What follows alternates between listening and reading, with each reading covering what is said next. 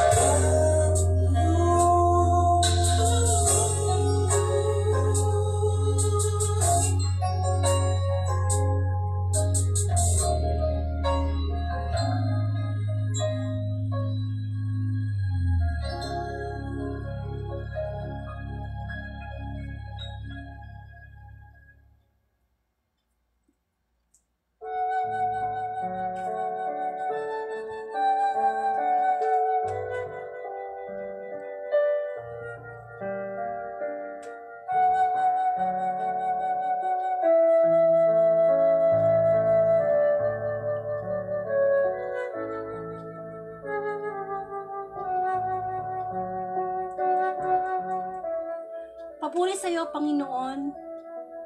Marami pong salamat sa panibagong araw na ibinibigay po sa amin upang kami makarinig ng iyong mabuting balita. Panginoon, di kami karapat-dapat dahil sa mga kasalanang patuloy namin ginagawa. Lagi namin gusto sa kadiliman, imbis na sa liwanag na ipinagkakaloob mo. Ngunit maraming salamat sapagkat patuloy ka pa rin nagtsatsaga sa amin. Tayo po'y manalangin sa ngalan ng Ama at ng Anak ng Espiritu Santo. Amen. Papuri sa iyo, Panginoon, sa kabutihan mo. God is good all the time. Hindi natin masukat ang kabutihan ng Panginoon sa atin. Nag-uumapaw ang kanyang mga biyaya, pagpapatawad. Lagi siyang naghahanda ng piging para sa atin araw-araw. Isang Diyos na makakasama natin samantalang tayong mga makasalanan. Ngunit palagi niyang pinagtsatsagaan na tayo hanapin bilang mga nawawalang tupa. Upang patuloy na paalalahanan sa mga pagkakataong nakakalimot tayo, nasusunod natin yung ating human will, hindi yung God's will. Ama, patawarin mo po ako sa mga pagkukulang, nagawa ko, kasalanan, patid ko ano man ang aking nasabi sa aking kapat na isip, na ikilos, sa iyo ko yung ginawa. Sa mga oras na po ito, linisin po niyo po ang aking puso, gayon din po ang mga puso ng mga makakarinig ng iyong Monday Gospel. Live po ang Holy Spirit, manahan po kayo, banal na Espiritu sa aming mga puso. Ito ang iyong templo na dapat mong panahanan. At sa buong maghapon, napagod tayo sa ating mga ginawang trabaho, responsibilidad, o kaya pagod sa kakaisip ng problema, maraming kapaguran. Na kung minsan talagang mawawalan ka ng time para makinig kay Lord. Pero huwag natin gawing dahilan yon sapagkat ang Panginoon, hindi lang naman yung mga physical na pagkain, di lang naman yung mga material na bagay ang gusto ng Diyos na laging ibinibigay sa atin everyday. Higit sa lahat, ang pagkain ng ating espiritu ng kanyang mga salita ang pinakamahalaga. Patuloy kang kumilos, Panginoon, sa mga darating pang minuto. Patubayan mo po ako, gamitin mo lang ang aking tinig. Bigyan mo po ako ng kababaang loob, hindi po ang kalooban ko, kundi ang kalooban mo po ang makapangyari. At kayo din po ang dalangin ko sa mga makakarinig, na bigyan niyo po sila ng kababaan ng loob at karunungan upang makapagnilay. Pare-pareho po kaming makapagnilay sa iyong mabuting balita. Ang lahat ng ito ay dalangin ko po sa iyo, Ama, sa pangalan ng Anak, kaysa ng Espiritu Santo. Amen.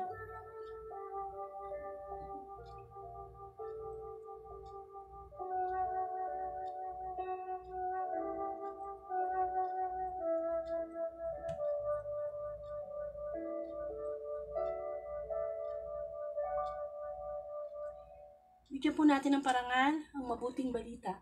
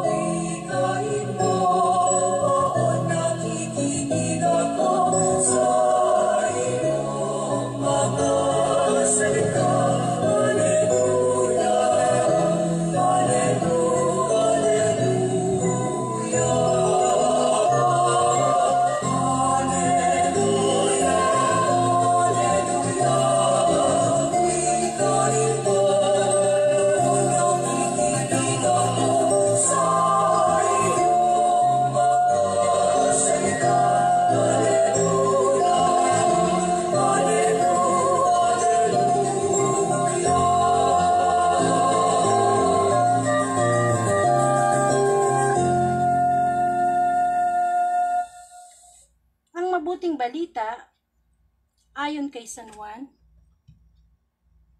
papuri sa iyo, Panginoon.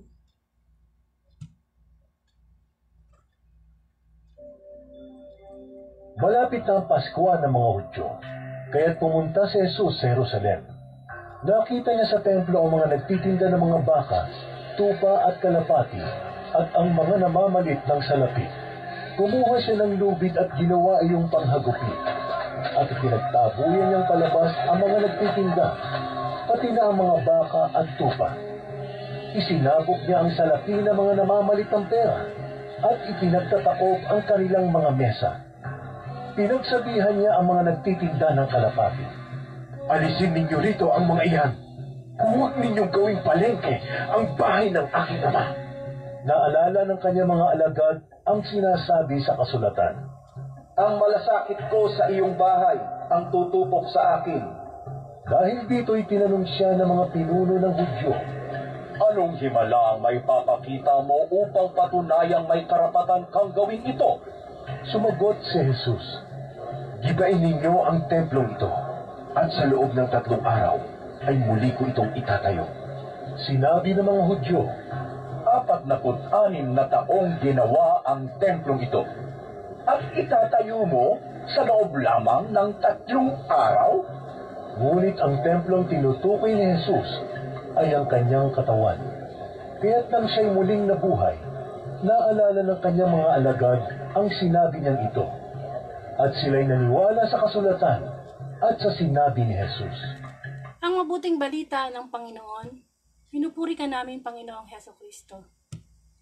Isa pong mapagpalang gabi sa lahat.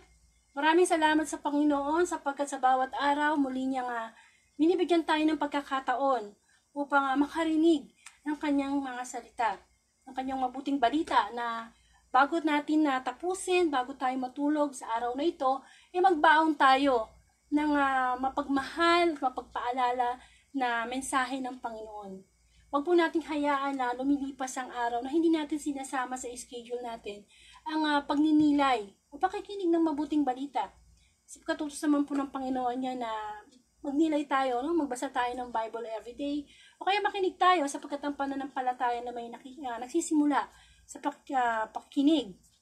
At yun nga, bilang mga tao, lagi kong sinasabi, Tayo may katawan, may katawang lupa, merong espiritu, may kaluluwa. Kaya lang nangyayari sa panahon na ito, puro katawang lupa. Ang nabibigyan ng atensyon ng tao is porque hindi natin nakikita ang espiritu at ang kaluluwa, hindi natin pinapansin. Pero yun ang mas mahalaga, di po ba? Sabi nga, matakot tayo sa mga pumapatay sa espiritu, hindi sa katawang lupa. At alam naman natin na napakabilis lang ng panahon. No? Hindi natin alam kung kailan tayo kukunin ni Lord, o kung kailan na darating ang Panginoon. So, kailangan lagi tayong maging handa. Yung ating espiritu, kasi ang Panginoon na sinasamba natin na espiritu, di ba?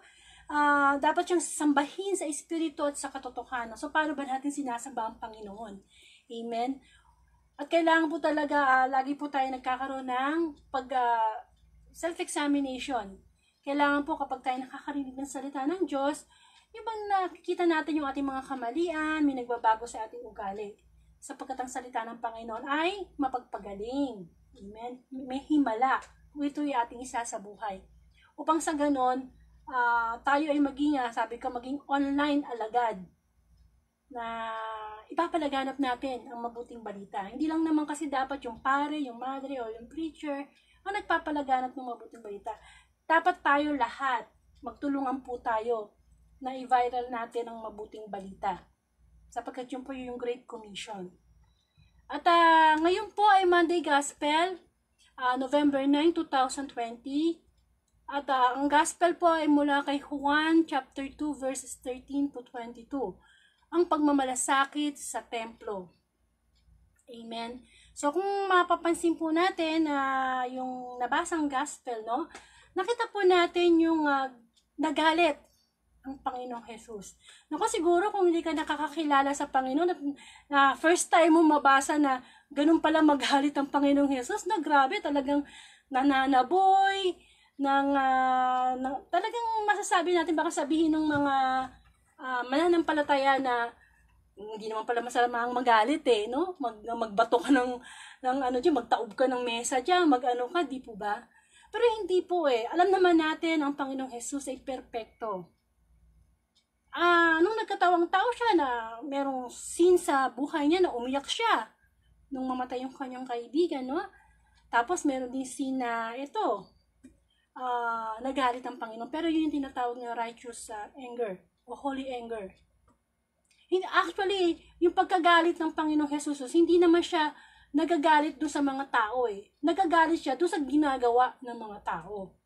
Kasi alam naman po natin na ang templo, when it comes to yung physical nating nakikita, kamukha sa atin, di ba? Ang pinupuntahan natin, simbahan. Kapag ano bang ginagawa natin sa simbahan? Siyempre, kaya tayo pumupunta doon para magsimba, magdasal, magpasalamat, tanggapin ang katawan ni Kristo. Siyempre sa bawat lugar, may kanya-kanyang dapat nakikibagay ka. Halimbawa, pag pumunta ka sa mall, natural maingay talaga sa mall. Amen? Pag pumunta ka naman halimbawa sa beach, natural makikita mo talagang mga tao, magulo din, no? Pero pag sa simbahan, alam naman natin na hindi dapat ganon. Hindi dapat na pag nasa loob ka ng simbahan, tsaka ka nag-iingay, nagkwekwentuhan, o kaya masasabi natin pag nasa loob ka ng simbahan, tsaka kung kailan homily, tsaka ka lumalabas. Talagang malaki ang respeto natin pagdating sa tinatawag nating simbahan. Kasi alam natin na itong simbahan na to, dito nag-iipon-ipon ng mga tao para naman sa Panginoon. Amen. So, kung ikaw naman ang Panginoong Jesus, malaki ang pagmamahal niya sa simbahan o sa templo nung panahon niya.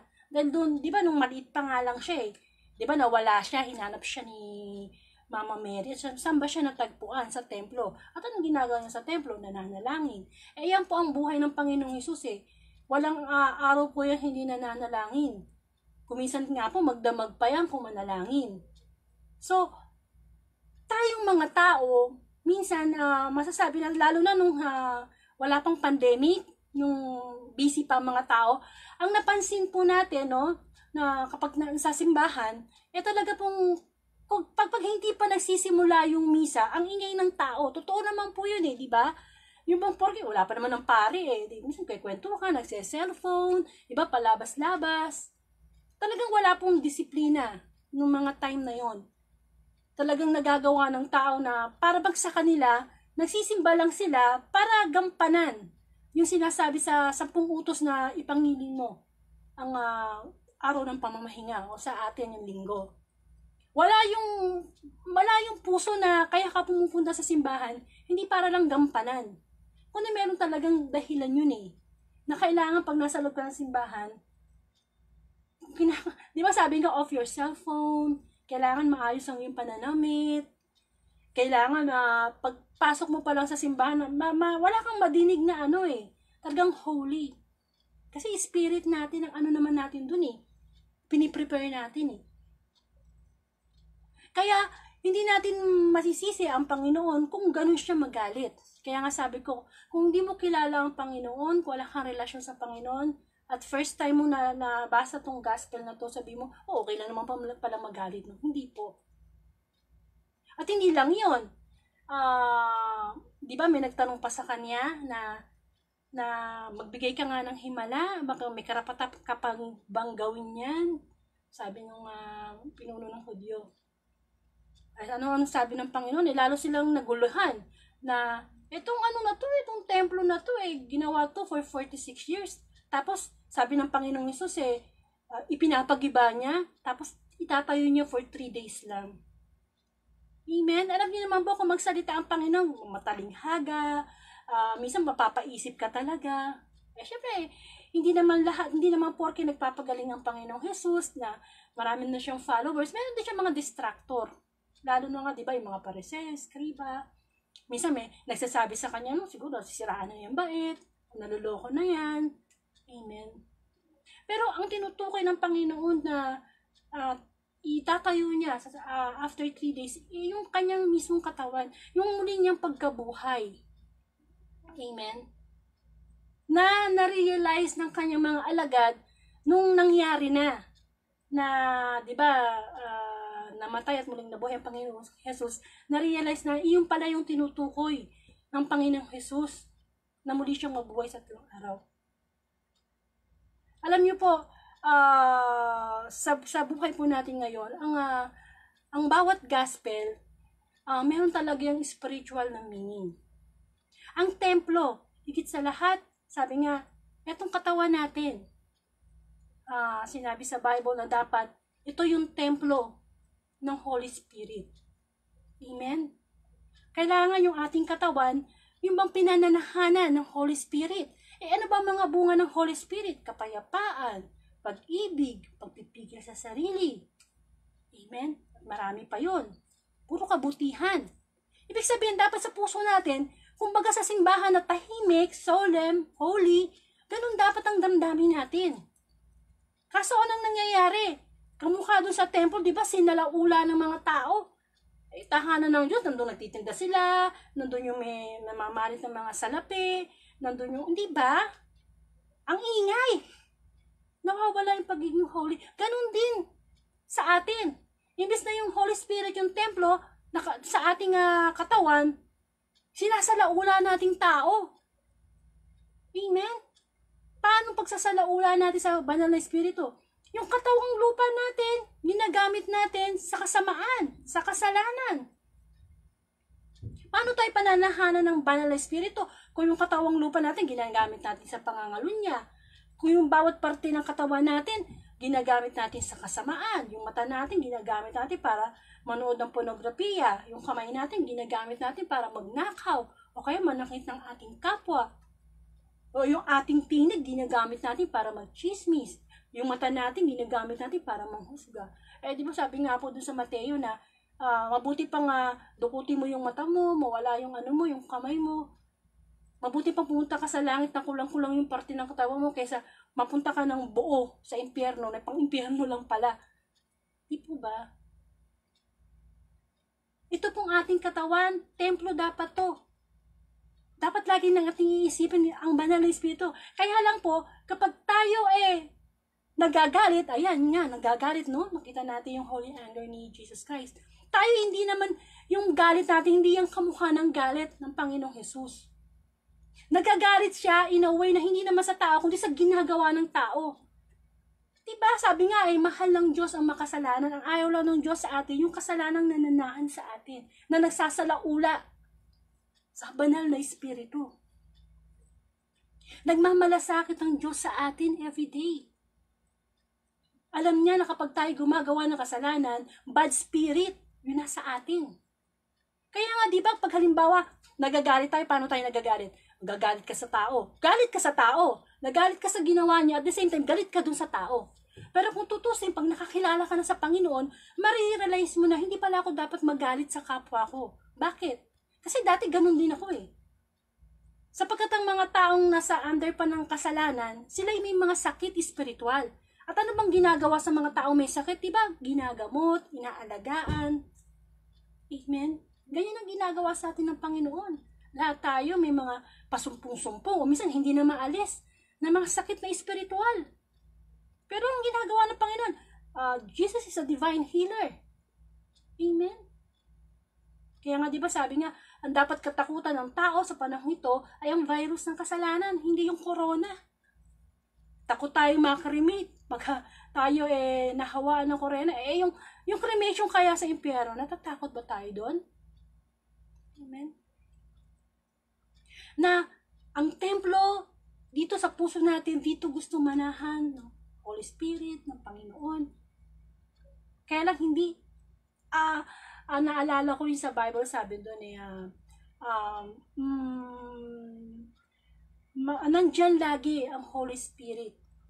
Kumbaga, kaya lang mahina yung laman. Ayun.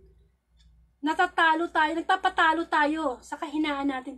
Kung tutusin, alam nyo, ito pong demonyo na ito, na tumutukso sa atin, talo na to eh. Talo na to eh.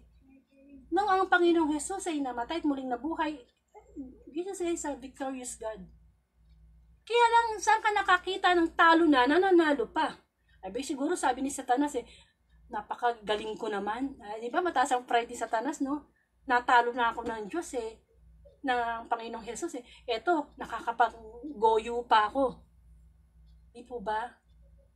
Nasasalaula ako pa, natuturuan ko pa magsalaula yung tao na to. Amen? Nilikha tayo ng Diyos upang bawat parte ng katawan natin, gamitin natin sa pagpupuri sa Kanya. Ang ating mga tinig, umawit, sa papupuri, yung mga lumalabas sa ating bibig to glorify God. Ginagamit ang ating kamay para itaas sa Kanya. Di ba kailan pa ba tayo maglilingkod? Kailan pa ba tayo aawit sa Panginoon? Kapag hindi na tayo nakapagsalita ng maayos, kapag hindi na tayo nakakalakad, kung yung bang nakahiga na tayo sa kama, na hindi na tayo makagalaw kasi may sakit na tayo. Amen. Sa bawat pagkakataon na lagi nating ginagawa yung mga gusto nating kasalanan, dahil nga likas tayong makasalanan, sinasalaula natin ang ating banal na espiritu. At yun ang gustong ng Panginoon na ipagtabuyan natin sa pangalan niya. Itaboy natin yan kamukha ng ginawa niya. Nagmamalasakit siya. Magmalasakit tayo. Pinagmamalasakitan tayo ng Panginoon, di mas lalo na tayo. Pag malasakitan natin ang ating sarili. Sabi nga, nasa Diyos ang awa, nasa tao ang gawa. Alam niyo po kasi, ang Diyos, inihain na niya lahat Nakahain na lahat sa atin Bawat kahinaan natin, meron niyang katapat na tulong na salita ng Panginoon. Kung mahina ka sa galit, meron niyang katapat. Kung mahina ka sa pagiging makalaman, may katapat na salita ng Panginoon yan. Kung mayabang ka, meron, diba? Hindi nagkulang Alam niyo kasi, ganito kasi ang pagsunod sa Panginoon. Halimbawa, andyan yung plancha. Ano bang gamit ng plancha para mapakinabangan mo? Kailangan mo siyang isaksak at i-on para mag-init, tapos kailangan mong gamitin. Ang biyaya ng Diyos nandyan lagi. Kaso, tinitingnan lang natin. Hindi natin ginagamit. O kung ginagamit man natin, ginagamit natin sa hindi para doon, hindi siya angkop. Na halimbawa plancha, ginagamit po siya halimbawang walis, pangwalis. Hindi ganun. O kaya, ang pagsunod sa Panginoon is halimbawa meron isang basong tubig sa harapan mo, nauuhaw ka na. Hindi naman lalapit yung baso sa'yo para painumin ka. Dapat tayo yung lumalapit, tayo yung iinom. Ang ibig sabihin nito, ang pananampalataya sa Panginoon, kusa yan, ikinikilos, isinasagawa. It's not enough na alam mo na huwag kang papatay, huwag kang mangangalunya, igala mo yung amatin na. Hindi puro information lang ang gusto ng Panginoon, kundi transformation. Yung may nagbabago sa atin. Amen? Kaya yung sa katawang lupa natin ngayon, eto katawang lupa na ito, habang nabubuhay tayo, dapat tayong panahanan ng Espiritu Santo. Maging templo ng ating katawan. At tanggalin natin yung mga pagsasalaula natin sa ating katawang lupa. Amen? Kasi ano yan tayo din ang magdudusa niyan Papatol ka sa babaeng bayaran o sa babaeng hindi mo asawa, tapos bigla ka nagkasakit, sinalaula mo yung katawan mo. Amen? Ay, ba't ka may sakit ngayon? Putput ka ng bisyo, sigarilyo, alak, nagdadrugs ka. Sinasalaula natin. At ayun ang ayaw ng Diyos. Sapagkat ang katawang lupang ito, ang buhay natin, binili ito ng Diyos ang mahal. Hindi ito basta-basta. Amen? Kaya wag nating gamitin sa kasamaan.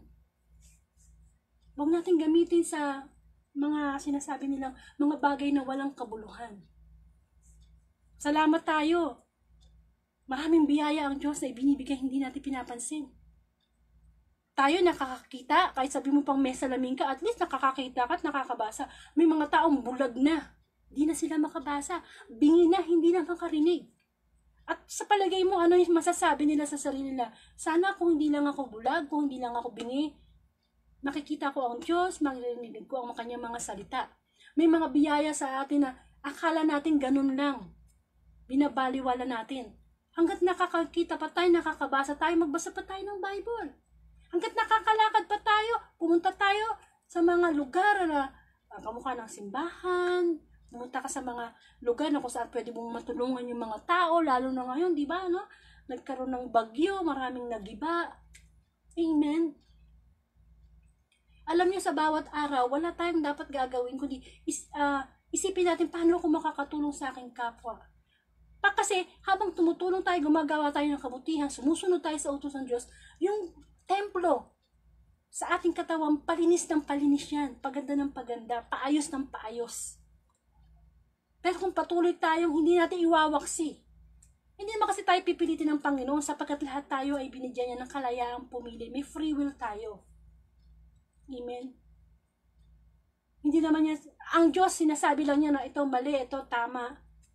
Kaso tayo, kung mga kontrabida tayo sa salita ng Panginoon Sinabi na nga huwag gawin yan, masama yan.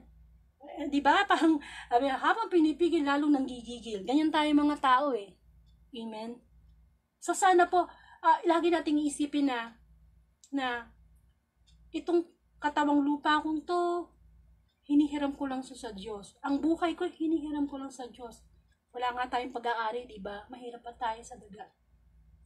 Yung buhay natin.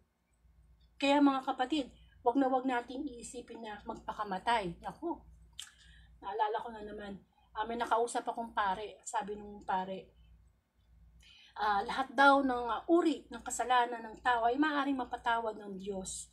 Isa lang daw ang hindi mapapatawad, yung pagpapakamatay. Siyempre, pag nagpakamatay ka na, paano ka pa magsisisi nun? Alang ang pagkatapos ng mamatay, tsaka ka magsisisi, di ba? Parang pinatay mo na talaga ang espiritu kapag gano'n. Ayun, walang kapatawarang kasalanan. Amen?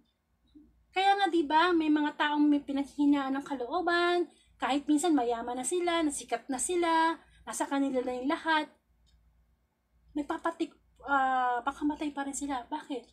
Sapagkat ang Holy Spirit na dapat nananasa kanila ay wala. Kaya nawawala ng pag-asa, nawawala ng pag-ibig. Amen? Pero kung tutusin, minsan kahit nasa iyo na ang lahat, ang iba ang pag-ibig. Amen ha? Hindi yung bawal ng pag-ibig ha? Kasi alam niyo, kabisado ng Diablo ang nilalaman ng Bible. Kaya sabi niya, ginagamit ng Diyos ang God's love, gamitin ko rin. Kaya di ba nagkalat ang bawal ng pag-ibig? Kasi dinideceive tayo ng Diablo. Alam niyo, ang Diablo, pwedeng mag-anyong anghel yan. Lalo't niya't alam niya na tayo bilang mga tao, mga makalaman. Di po ba? Alam mo naman ng tao, kahit minsan, ipagbebenta ang kaluluwa, magkaroon lang ng pera, magkaroon lang ng kapangyarihan, kasikatan. Pero anahin natin ang mga yun. Amen? Hindi ko tutusin. Ang buhay ng tao, pwede namang maging simple. Nagiging complicated lang ang buhay natin kasi marami tayong ginugusto. Marami tayong ginugusto sa buhay. Pero ang gusto lang naman ng Panginoon, yung unahin natin siya, higit sa lahat. Ibigin ng Diyos ng buong puso, kaluluwa, lakas, isip. That's the first, di ba? Utos ng Panginoon. Kapag yan ang una natin sinunod, sa palagay nyo ba, mahirapan pa tayong sundin yung mga susunod pa? At masusunod lang natin at magagawa natin sa tulong ng Diyos. Hindi tayo makakapagbabago ng sa atin lamang, sa tulong ng Panginoon. Walang imposible sa Diyos. We can do all things through Christ who strengthens us.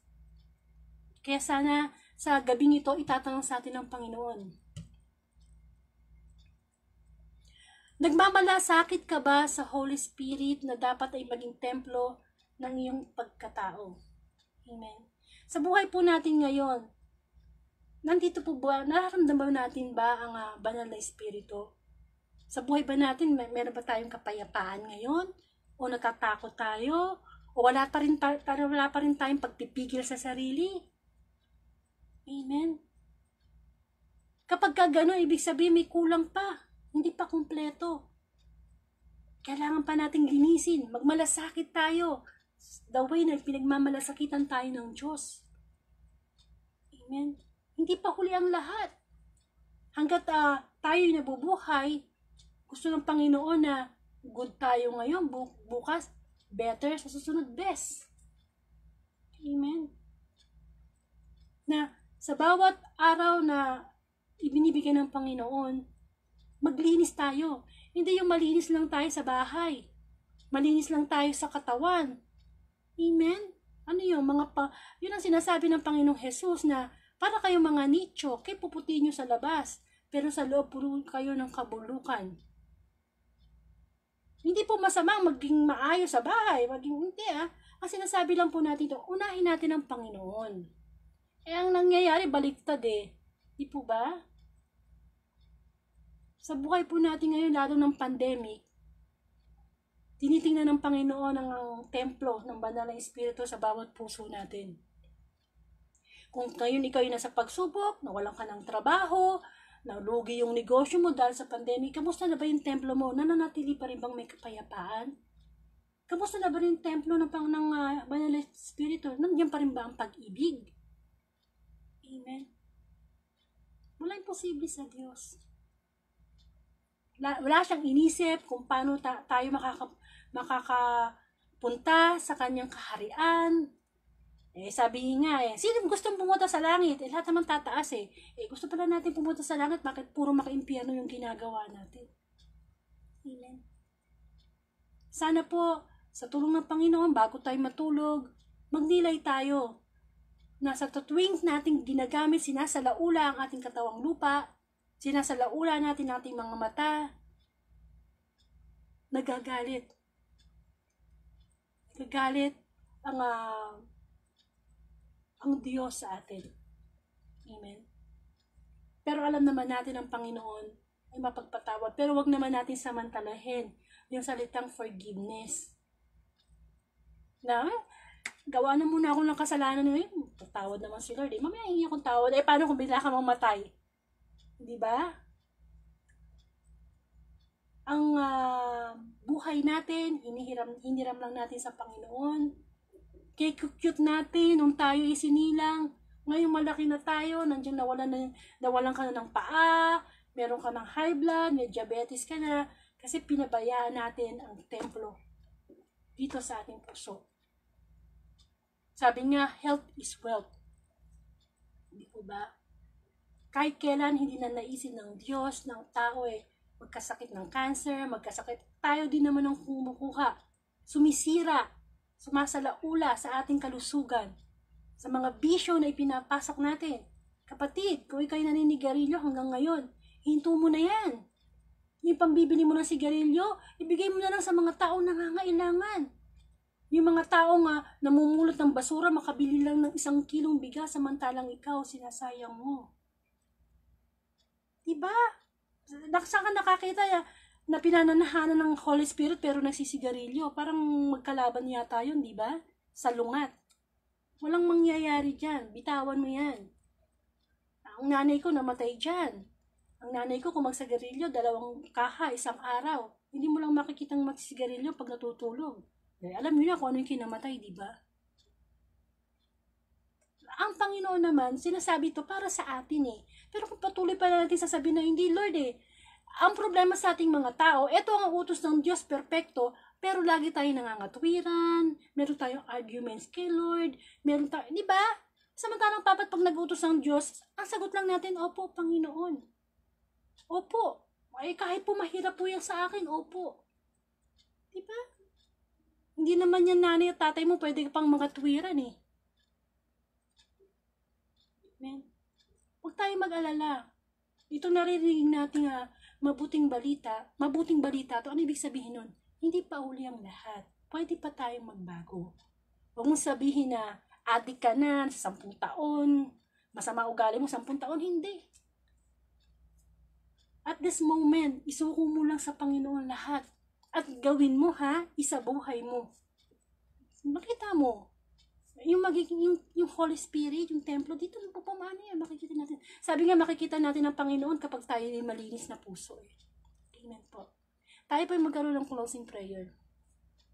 Salamat po Panginoon, sa muli mong pagpapaalala, sa mga pagsasalaula namin, hindi kami nagmamalasakit sa templo na dapat panahanan ng banal na Espiritu. At ito, yung aming katawan. Gayun din Panginoon, ikaw ay namatay at muling nabuhay pagkatapos ng 3 araw. Ganon din ang mangyayari sa amin, Panginoon. Bibigyan mo kami uli ng, kung kami may mamatay, muli kaming mabubuhay. At kung kami sumunod sa iyo, sabi nga, hindi naman lahat ng tumatawag ng Panginoon ay papasok sa langit, kundi yung lamang sumusunod. Bibigyan din kami ng Ama ng buhay na walang hanggan. Nawa ang bawat parte ng aming katawan mula ulo hanggang talampakan ay magamit na namin sa pagpupuri sa iyo, Panginoon.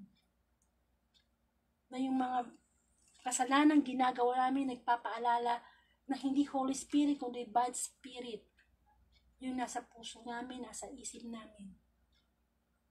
Lord, dalangin ko po ang bawat pamilya. Maraming salamat sa patuloy mong patnubay sa aking pamilya. Sa pamilya Palinis, pamilya Plico, gayon din po sa pamilya Guevara, pamilya Coyoses, Villapuerte, Felipe, at sa lahat po ng mga pamilya sa buong mundo. Dalangin ko po ng Panginoon na ikaw ang maging sentro ng kanilang tahanan, na ang bawat puso nila, templo ng banal na Espiritu. Ito isang patnubay na iniwan mo sa amin. Papatnubay sa amin sa pagdala sa kabutihan. Lagi naming linisin to, sapagkat lagi mong gustong manahan dito sa aming puso. Itaboy namin ang mga kasalanan, ang masasamang gawa. Pagmalasakitan namin ang katawang ito, sapagkat ito'y binili ng Diyos ng mahal. Buhay ng Panginoong Jesus ang kanyang ibinigay. Dalangin ko po ang mga may sakit, pagalingin mo, Panginoon, sa ayon sa iyong kalooban. Kaya hindi ng mga pumayapa, nasa iyong mga kamay na ang kanilang mga kaluluwa. At kaming mga buhay, lagi mong paalalahanan sa amin. Lagi naming ingatan, alagaan, ang mga ipinagkaloob mo sa amin. Huwag kaming magulo, sapagkat sa panahon na ito, hindi lang nagdo-double, nagti-triple times si Satanas. Dahil lahat kami gusto niyang makuha at mabulid sa impyerno na araw at gabi parusa ang aming mararanasan. Maraming po salamat, Panginoon. Dalangin ko din po ang mga sakunang nangyayari dito sa aming mundo, sa aming bansa. Patuloy mo po kami patawarin, ingatan, gabayan, Panginoon. Maraming pong salamat. At humingi din po ako ng panalangin sa inyo, nabigyan ako ng Diyos na mahabang buhay, malalim na pananampalataya, humility, love, wisdom, at ang gawain na ito. Ang lahat ng ito'y dalangin ko po sa iyo, Ama, sa pangalan ng Anak, kaysa ng Espiritu Santo. Amen. So, Ama namin, sumasalangit ka, sambahin ang ngalan mo, mapasa amin ang kaharian mo, sundin ang loob mo dito sa lupa para na sa langit. Bigyan mo kami ng aming kakanin sa araw-araw, at patawarin mo kami sa aming mga sala, para ng pagpapatawad namin sa nagkakasala sa amin. Huwag mo po kaming pahintulot sa tukso, yadyan mo kami sa lahat ng masama. Amen. So maraming pong salamat, konting updates po. Ito po, sana po itong Monday Gospel, post na lang po sa timeline nyo. Sabi ko nga, be an online alagad. Ang mga alagad ng Diyos ngayon, nag-online na. Amen. Hindi naman po mahirap yan. Para naman po yung mga Facebook friends nyo po, makarinig din ng mabuting balita. Nakatanggap tayo, magbahagi tayo po sa iba. Punta rin po kayo sa YouTube channel ko, nandun po yung mga nakalipas na gospel na pwede nyo pong i-share. At kung meron po kayong Thanksgiving and prayer request, pwede nyo po ko i-private message para maisama po natin sa ating araw-araw na panalangin. At ang inasahan sa atin ng Panginoon, hindi lang new normal, kundi new creation, maging bagong nila lang tayo. Alalahanin natin na sa pagtulog natin mamaya, ang kama natin ay kabaong. Yan. Bakit? Kasi pagtulog na tayo, hindi na natin mapili yung panaginip, hindi na natin magamit yung free will. Si God na ang may hawak, magdi-decide kung gigisingin pa tayo. Kaya paggising mo, bukas, meron pang muta yung mata mo, basta gising na yung diwa mo, salamat Panginoon. Sapagkat nagkakaroon naman ng recreation si God sa bawat umaga na ibinibigay niya, di ba? Nung nilikha ng Diyos ang liwanag, sabi niya, magkaroon ng liwanag. At anong sabi niya? It was good. Kaya pag nagigising tayo sa umaga, every gising is a blessing. At lagi natin sasabihin, Lord, salamat. Binibigyan tayo ng pagkakataon. Maging bagong lang. So, bukas po, tayo muling magnilay ng Tuesday Gospel. At ang makakasama naman po natin ay si Sister Celia Felipe. Actually, meron pa akong kasama ngayon, kaya lang, nagkaroon po siya ng emergency, kaya hindi po siya nakapag-share. I-schedule ko na lang po siya ng ibang araw. Amen. And sana po sa puso natin, mabatid na natin yung katotohanan. Kasi sa panahong ito, niloloko tayo ng dyablo. Lahat ng panglamahan, tawag ng laman, ibibigay pa sa atin yan. Pero huwag natin kakalimutan na tayo dapat maging Christ-like. Amen. Madali lang po yan. Sa umpisa lang mahirap. Pero kung isusuko natin lahat sa Panginoon, hindi na wala po imposible. Amen. So pakinggan po natin itong huling kanta upang sa ganun maalala natin na kahit saan pa tayo, kahit anong nasyon pa tayo, no? Kailangan tayong magkaisa dito sa mundo.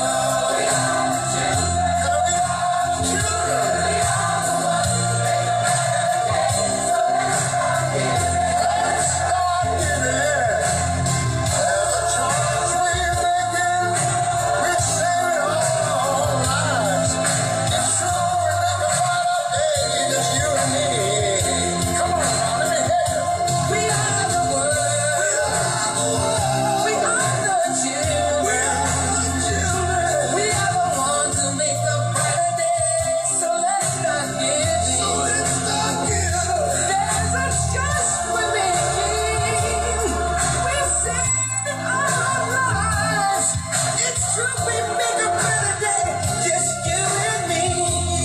Yeah. We are the world. We are the children. We are the ones who make a better day. So let's start giving. So let's start giving. There's a choice for me. We're saving it.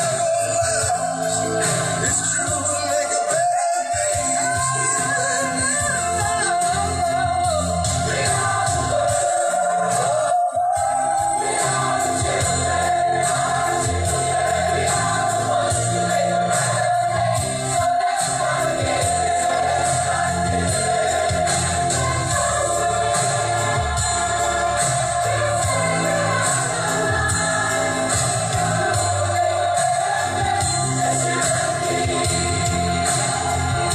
We are the world. We are the children. Yes, sir. We are the ones that make a better day. So let's start giving. There's a choice in the game. We're saving our lives. It's true to make a better day. Just you and me.